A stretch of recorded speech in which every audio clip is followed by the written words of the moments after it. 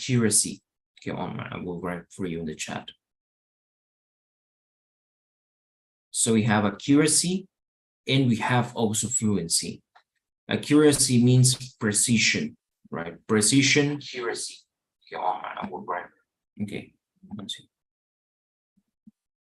Okay, so it's like this, accuracy and fluency.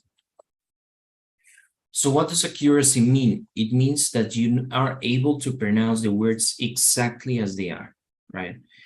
And fluency is not only that, but you also can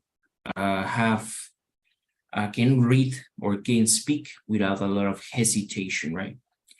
Hesitation quiere decir como hesitation is como dudar, right? Hesitation. Sometimes when we read, when we speak, right, some hesitation is natural. Pero cuando hay muchos espacios en lo que decimos, nos trabamos mucho, eso es lo que la fluidez se encarga de corregir, right?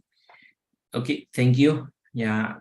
The worst thing for me is the earache because it's very intense. Like, I know I don't have to dive because my ears are not good dealing with pressure, but I dove anyway. And well, now I feel like my ears are clogged or something. But well, let's see. So we're going to read this paragraph, right? We're going to read this, well, this article is about volunteers. Volunteers, right? We have cleaning the nature reserve. Okay, I don't know if you ever been a volunteer for something. I've been a volunteer all my life, non-profit organization, and recently I've been wanting to join this animal shelter, you know, animal shelter, refugio para animales. So I've been trying to see if there's any place I can go and I can help. I don't know, I feel like it's something good to do, even if you don't do a lot, but just a little bit of interest in non-profit organizations. That's what I like to do.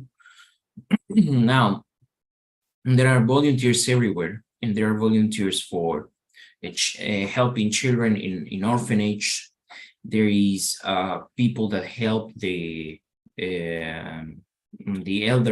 eldest ones, right, in the house of retirement. There are volunteers that clean like this for climate change, etc. Right?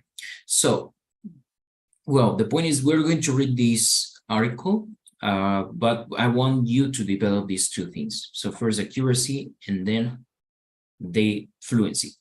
So first thing, remember, we are not going to invent pronunciation, right? For example, I have this word and I think, well, this is pronounced society, right? But you need to make sure you go to the dictionary and then you will find the pronunciation, right? And then you will find out that the pronunciation is society, right? Society. So you also can hear in this icon, you can play the pronunciation, you can... Society. Society, right? So that's very important that you don't invent pronunciation that when, you know, even the easiest words in English may not be pronounced the same way, all right? Okay, then we're going to see also differences between the American and the British English, but I would like to have then, well, I'm going to ask Vianney if you can help us read these. We're going to read like very short parts. Can you read please from last to river? Okay, try to read slow, okay, slow but with the best pronunciation. Okay, let's go, Vianney. Okay, last Sunday about 100 people went to the Valley Nature Reserve to clean up the river. Very well. So I don't think you had a problem with the pronunciation. Okay, maybe just okay, the first word would be like last. Last. Last. So it's interesting in English, right? You can think this would be like last, right? But if you see, right, for example, in the American pronunciation, you have here this phoneme. So this is a mix between the E and A. So the sound is like ea. Okay, so here we don't see last, but you will see more like last. Last. Last, exactly, very well. So that's why I'll tell you, try to make sure about your pronunciation. That's the best thing you can do, right? So we see last Sunday, very well. Also soon, but you didn't say that, right? You say Sunday, but we need to check the pronunciation. Okay. Now there are the biggest differences between the American and British English are consonants. In British, the consonants are pronounced stronger, and also the R, right? The R is like in ignore, right? So the British pronunciation, this, for example, word would be nature, right? Se la pronunciación en inglés británico, nature, and in American will be nature. Now, I usually don't recommend the students to learn British English, right? Because it can be very confusing for the part of phonetics. So British is more similar to the Germanic languages, right? Por ejemplo, todas las palabras que terminan en R en inglés, como, no sé, hamster or a lawyer, right? So all of them in British English, you would say hamster, lawyer, right? Hamster, lawyer. Y este tipo de pronunciación en inglés americano es más fonético. So that means they try to do what we do in Spanish, right? In Spanish, we always want to read as it's written. Siempre queremos pronunciar en español como está escrito, right? Because our language is phonetic. The American English try to do kind of this. So that's why it's easier to understand.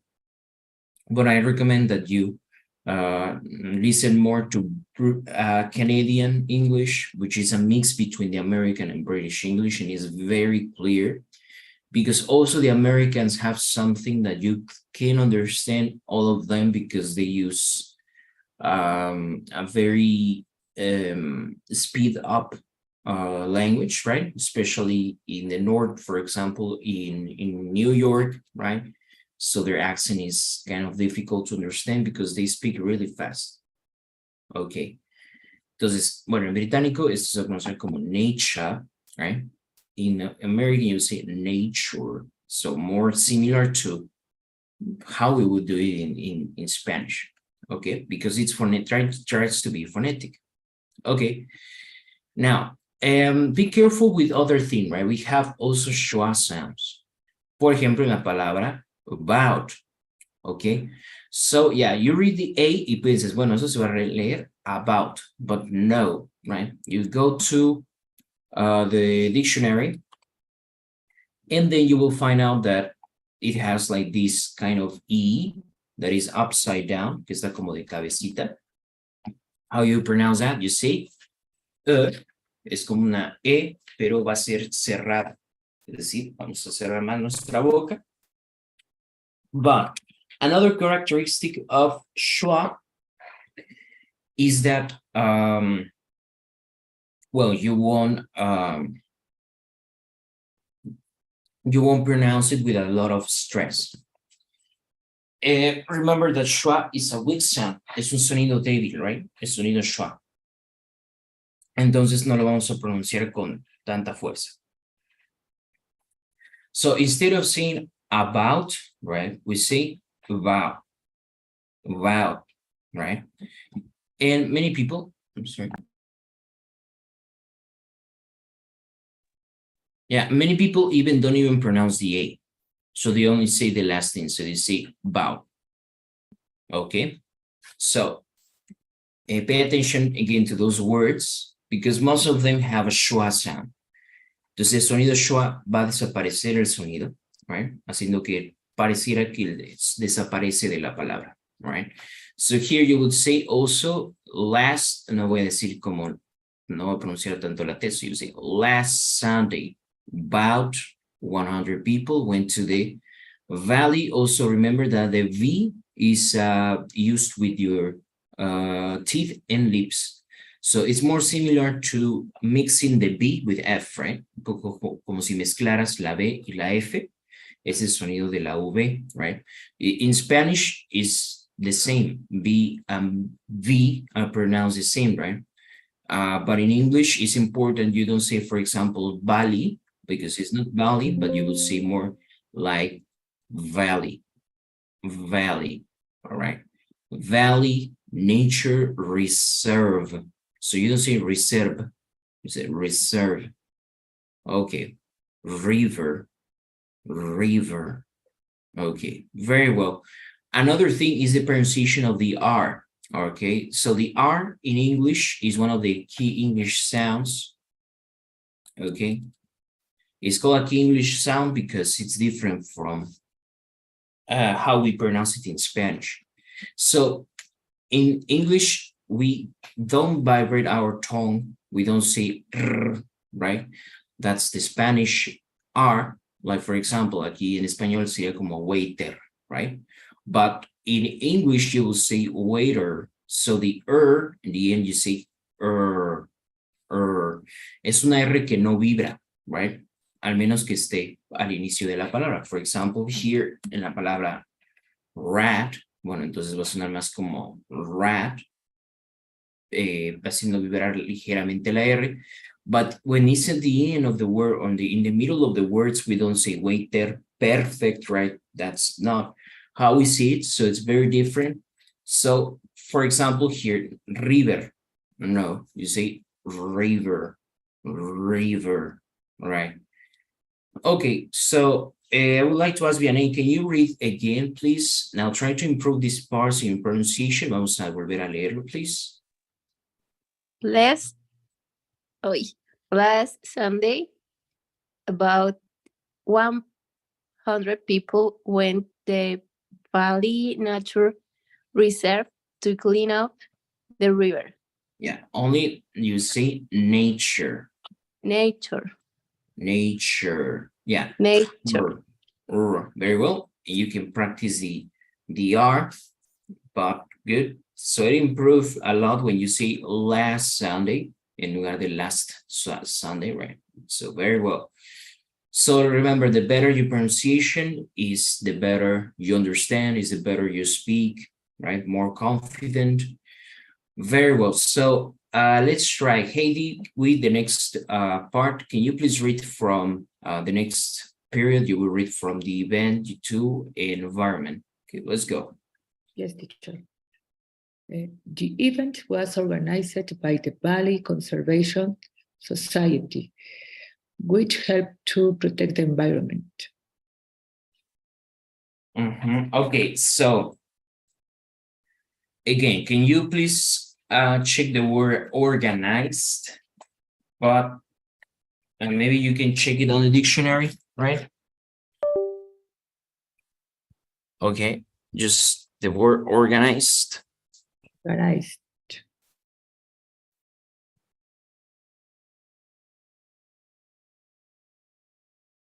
Okay. Please give me one moment. I will charge my computer.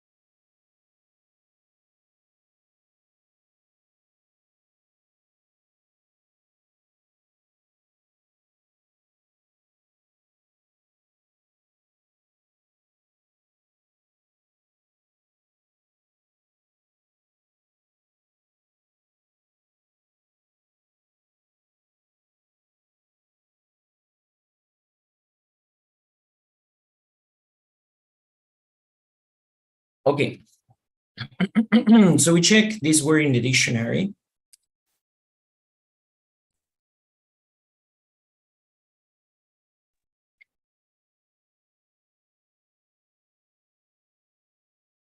Okay, and here you get the correct pronunciation. Heidi, please, can you read it again? Organized. Okay. Exactly. So here we can have like two kinds of pronunciation. In the British English, what happens and what it makes it difficult, right, sometimes is that, for example, the R is not pronounced, right? Aquí un británico no le diría la R. So it would say like organized, would say like this, right? Here you get it, right? So, well, you can listen to it. There. Organized. Organized, you see? They're not pronouncing the R when it's in the middle or at the end. So in American, we do read the R, right? In American English, we say or, but we don't say or, we say or, right? But you did it well. Just this part, right? Maybe the Z. Remember that we also have this letter in Spanish for us is not, doesn't have a different pronunciation, right? Porque no decimos organize. Entonces decimos organizar, right? No, la Z no se pronuncia de una forma diferente.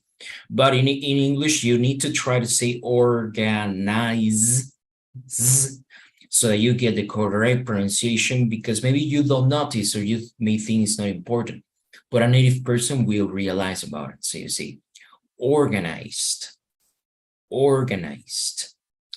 Very well. So again, we would say the, why do I read the in this part, right? I remember this word, la puedo leer de, right? Puedo leer de, but I here prefer to read the. Why? Why is better to pronounce here the?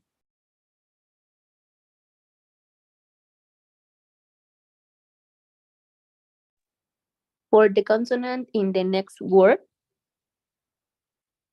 Well, in this case, yes, the next letter is a vowel. So we would say is, because it's a vowel, we prefer to say the, right? For example, the apple, the island, the event. Entonces suena mejor pronunciar the cuando después la siguiente palabra tiene una vocal, right? Inicia con vocal. So you say the event. Okay, the second thing also with the word was is that in American English will sound more like was. Entonces, aunque hay una S, la pronunciamos como Z. Entonces, the event was. The event was organized. Katie, can you please repeat these 4 words again, please? The event was organized. Yes, teacher. The event was organized. Exactly. So again, we remember, right? Valley, conservation. Well, here we have a different thing, right? The T-I-O-N, the last syllable is being pronounced with schwa, all right? La última sílaba también tiene schwa. Yeah. So there we have can, right? So that's how I know to say con, but you see can, right? Conservation.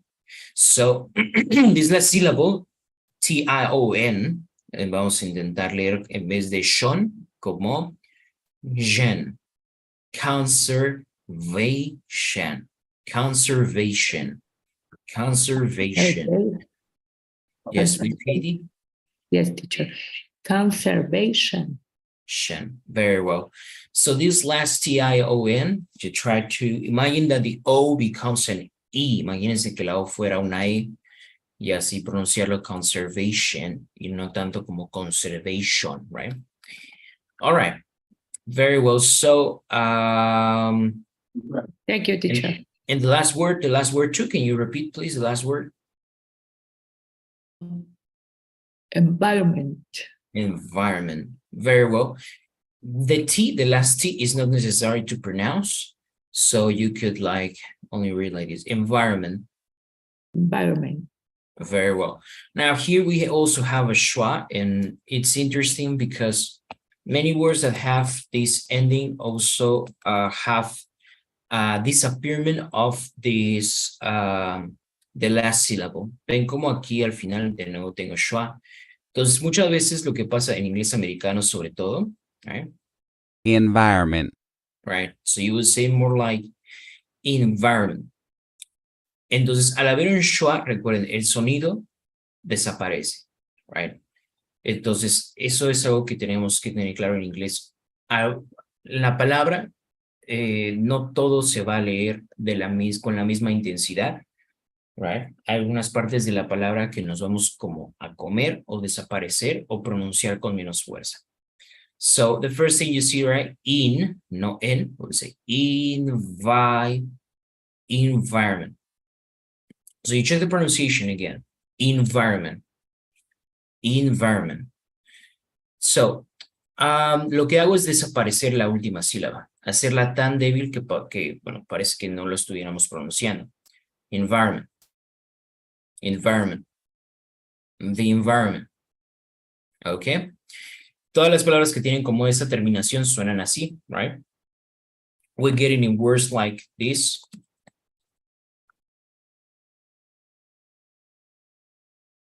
Okay, you also say mountain, mountain.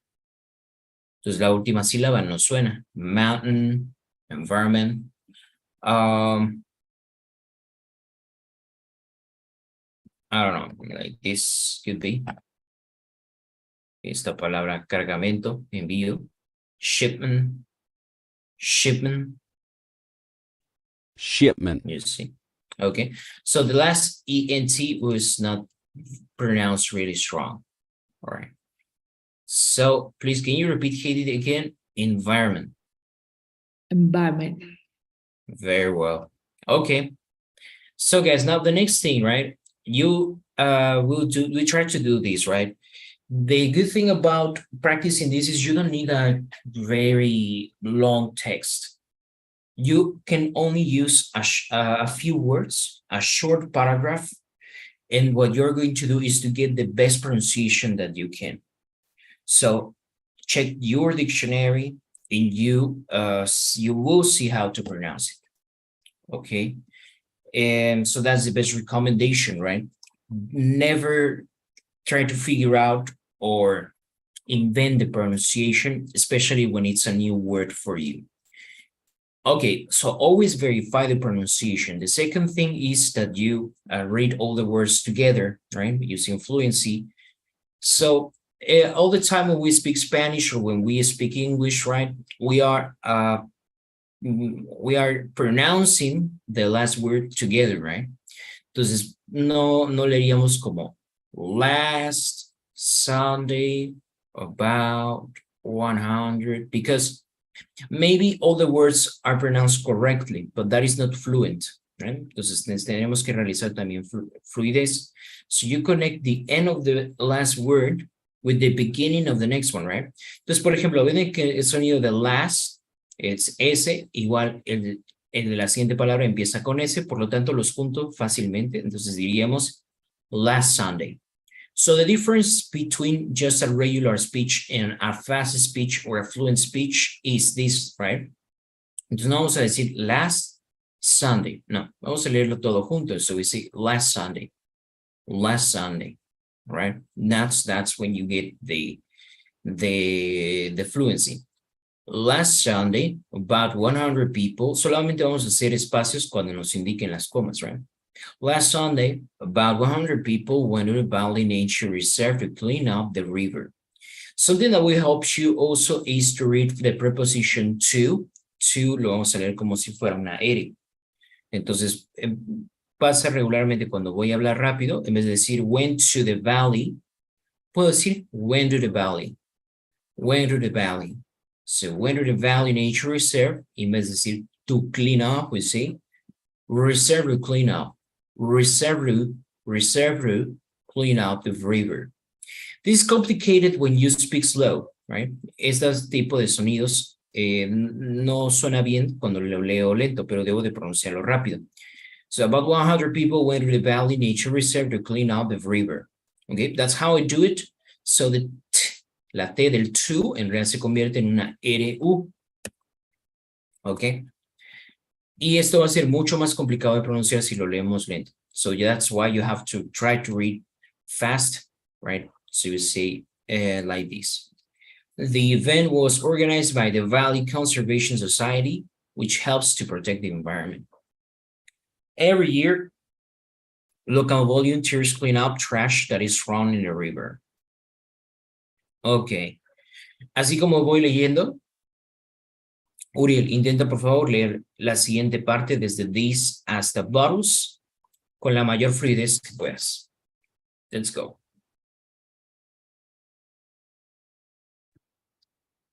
This year I was one of the team. We picked up hundreds of plastic bottles. Ok, excellent. Very well. Entonces aquí, por ejemplo, cuando decimos I was one of them, en vez de leer así, mejor junto todo y digo I was one of them. I was one of them. I was one of them. I was one of them. Entonces, aquí en realidad no tiene que ver tanto con la velocidad con la que hablamos, sino con la fluidez, es decir, juntar una palabra con otra, right? In English, you may think everyone speaks fast, but it's not like that, right? Also, in people who hears Spanish speakers, they think that we speak very fast. But the thing that happens is that they only use use fluency by connecting the words. There are people that speak slow. There are people that speak fast, right? Like in every language, right? It's like in Spanish. You will find people that speak very quick, very fast, and other people that speak more calm. But all of them will have fluency. Okay, very well. Entonces, sobre todo aquí, por ejemplo, es muy fácil juntarlos porque son palabras cortas, right? So this year I was one of them. And there are also some other, we have some other kind of contractions. We have the natural contractions, for example, from grammar, como don't, como en won't, right? Etc. Don't, won't, I'll. So these are natural contractions that are correct according to grammar. Entonces, en la gramática estas contracciones son correctas. And we have another kind of contractions that are not correct according to grammar, but people use it anyway.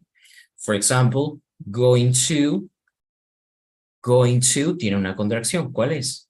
Going to. Wanna? Gonna, exactly. Want to. Want to? Wanna. Wanna. Got to, well, we gotta. We can think about oughta, that is ought to, significa debería, right? So gonna, wanna, gotta, oughta, son contracciones que solo se utilizan en el inglés hablado, but actually you cannot use it in the exam, you don't use it in a formal talk, in a formal document, right? So only use this when you speak. Okay, and we also have them has another contraction. Them se puede pronunciar como M. So you get rid of the first two letters and you pronounce M. So it's very easy in this word, en vez de decir, I was one of them, que me estorba el them, right? So I say, I was one of them. I was one of them. This year I was one of them. All right, so now it's more fluent. Okay. En vez de decir, we picked up, lo leemos. We picked up. We picked up. We picked up hundreds of plastic bottles, plastic bags, and metal cans. Metal, right? Metal, like with the R, está la T en medio de dos vocales, entonces como R. Metal. Si fuera como inglés británico, entonces le diríamos metal, right? Metal. Okay. So now we'll read again. Uriel, vamos a leer nuevamente desde this hasta cans. Y vamos a intentar leerlo todavía con más fluidez, like I showed you.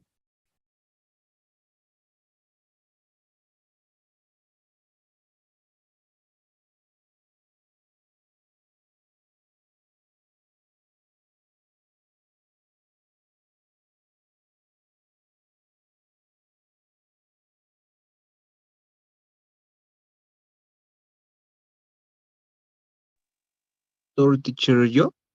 Yes, please, again, desde this hasta cans. This year I was one of team.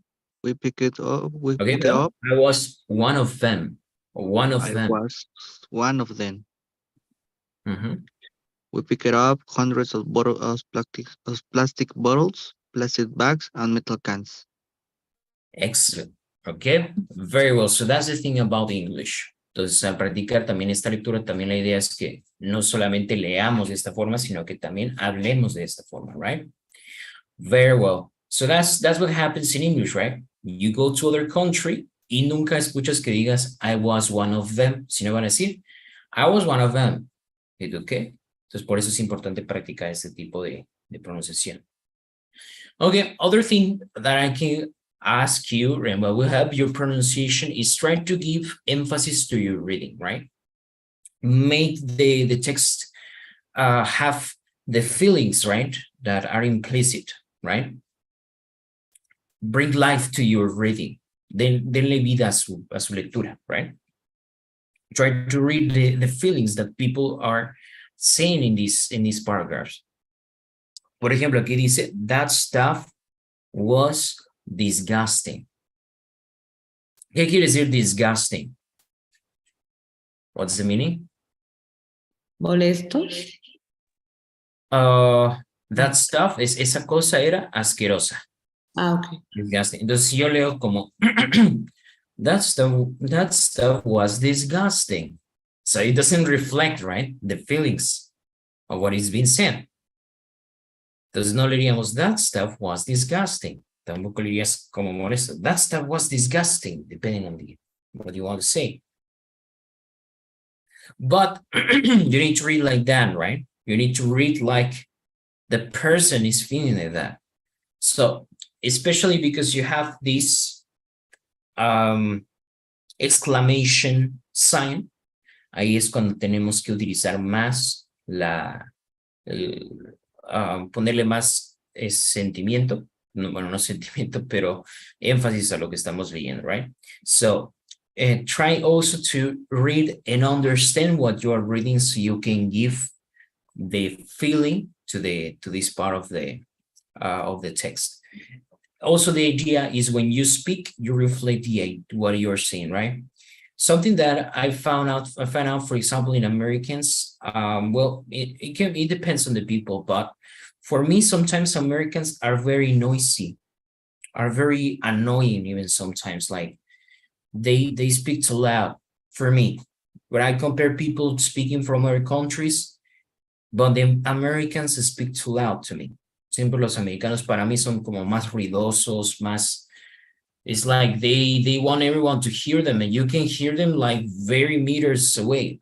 Los puedes escoger y los comparas con otras personas y son bastante más ruidosos. Well, but that's different, right? Like every person will be different, but in general, that's one of the things, right, that I've seen. So they express a lot of feelings, right? So you also try to speak with the feelings, right, that you are feeling at that moment, right? If you're happy, try to express that in your tone of voice. If you're sad, try to express it in your tone of voice, right? So all of that is part of speaking, right? Speaking is not only about pronunciation. Speaking well, speaking a language well also has some intonation patterns. Por ejemplo, hay también patrones de entonación, right? Cuando nosotros hablamos. So if you speak all the time flat, it's going to be boring, right? Si hablamos todo el tiempo como plano, right? So we need to raise our voice. Necesitamos levantar el tono de la voz, a veces bajarlo. And that is the intonation patterns, right? Then also the feelings, like I told you, feelings, speed, and that's going to help. That's all what speaking is about. All right. Muy bien. Vamos a hacer, antes de continuar, vamos a hacer 4 ejemplos, right? You're going to write an example using gonna. Another example using wanna, another using gotta, and another using oughta, right? So let's remember what are all of these. Yes, sir? Can you remember wanna, gotta, and oughta? Yes, so I'm gonna, for example, is the future, right? For Yeah. example, I'm gonna eat, voy a comer. I wanna eat. Esto es la contracción de want to. Entonces, I wanna eat. I gotta significa tengo que. I gotta eat, tengo que comer o debo comer. All right. Ahora es debería. Es la contracción de ought to. Ought to. Okay. So you say oughta eat. Es como debería comer. Yeah. Okay. So these are like, you will use them a lot, right? When you are speaking to a person. So I'm gonna, I wanna, I gotta, I oughta. Entonces, gonna, wanna, gotta, oughta. Let's make one example with each of them. Please write it here in the chat. Un ejemplo con cada uno de estos. Teacher, gotta is got to. Gotta es I have got to. Entonces, todo a veces se contrae como I've got to, después I got to, y I gotta, and there you go. Es como una contracción de varias palabras. Entonces, primero, la palabra original sería, bueno, la frase original es I have got to, I've got to, I got to, y I gotta. Así queda, I gotta. Y eso es yo tengo que.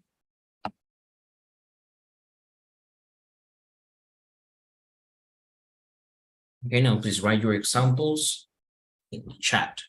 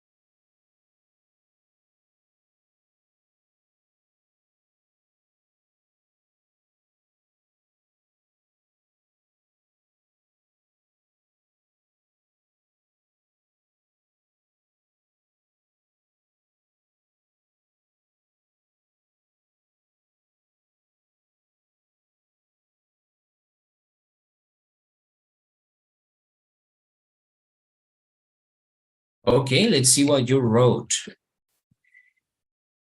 Okay, so far it's only from Miguel. I'm gonna work. I gotta go to a meeting. I gotta go to the gym. Nada nos faltaría con wanna. Ok, y también por favor los demás escríbanos aquí sus oraciones.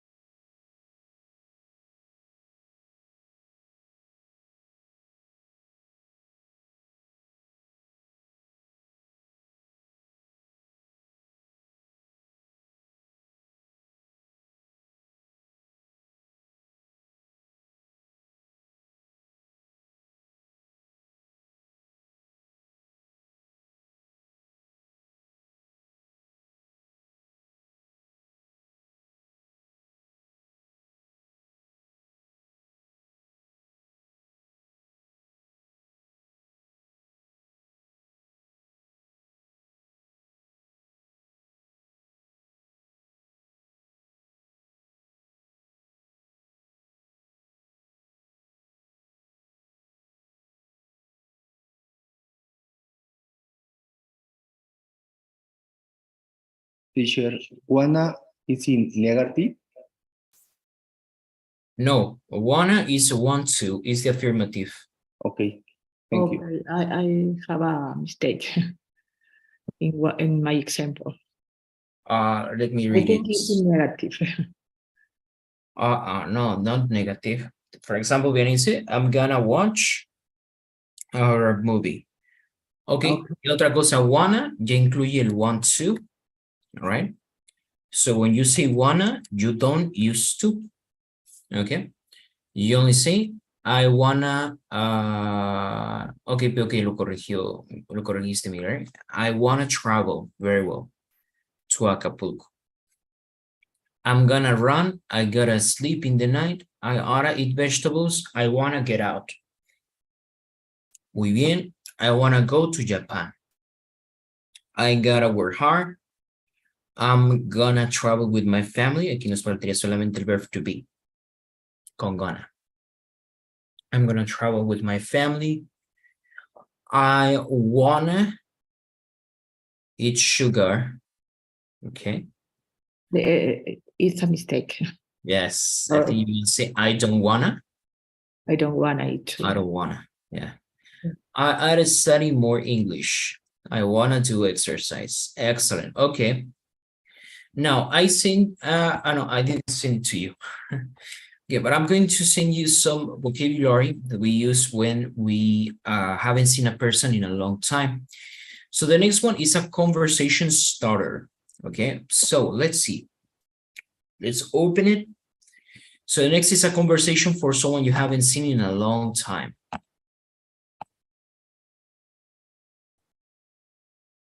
Okay, so imagine you have that old friend and you haven't seen in a very long time. No has visto ese amigo en mucho tiempo, right? So we have here a few expressions y vamos a intentar leerlas. Imaginémonos que estamos hablando con nuestro amigo. So let's try to get as much fluency as we can. Okay, so there we have.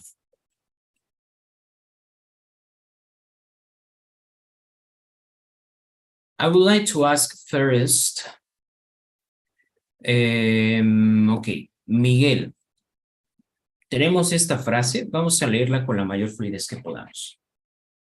Y con el sentimiento necesario. Right? Hey, how you been? Exactly, very well. How? In this case, we have how. Esta es una contracción que no habíamos visto, right?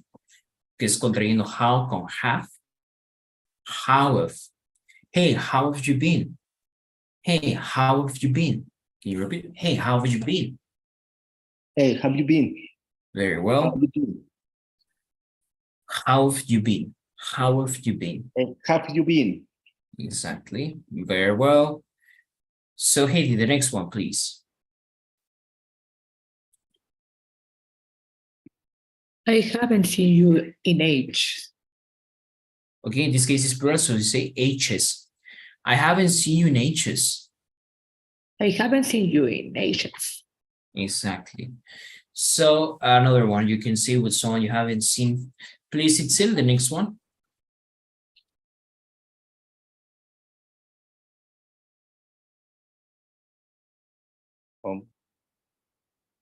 No.